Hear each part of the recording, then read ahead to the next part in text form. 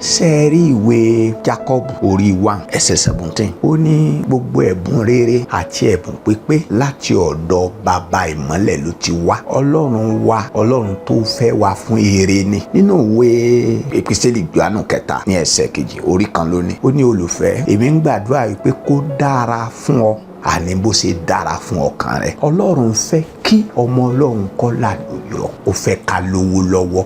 Sẹ́ẹ̀rí owó kì í ṣẹ̀ṣẹ̀, èṣù sì kọ́ ló lówó, Ọlọ́run ló lówó. Ọlọ́run fẹ́ kí ọmọ Ọlọ́run kó lu àlùyọ, kì í wá sí pé kọ́mọ Ọlọ́run ó ta tẹ́tẹ́. Ọlọ́run ò fẹ́ kọ́mọ rẹ̀ ọgbọ́nà àlùmọ̀ǹkọ́rọ́ yín. Ọba òkè, Ọlọ́run ọ̀gá ògo yìí, olú máa ń bẹ́gi ọ̀la fún yàn, ó ní máa ń jẹ́ kó ṣeé ṣe fún ni láti rọwọ́ fi họrí. Ẹ má wàá lu jìbìtì, ẹ má ṣe yahoo, ẹ má gbà lọ kọ̀rọ̀ kọ́ yá. Ọlọ́run máa ń fún àwọn ọmọ rẹ̀ lálùyọ tí wọ́n bá tẹ pamọ́ sí ọwọ́ wọn, tí wọ́n bá sì gba ìdarí ẹ̀mí mímọ́ lórí irú iṣẹ́ wo tàbí okòwò wo ló yẹ kí wọ́n yàn láàyò.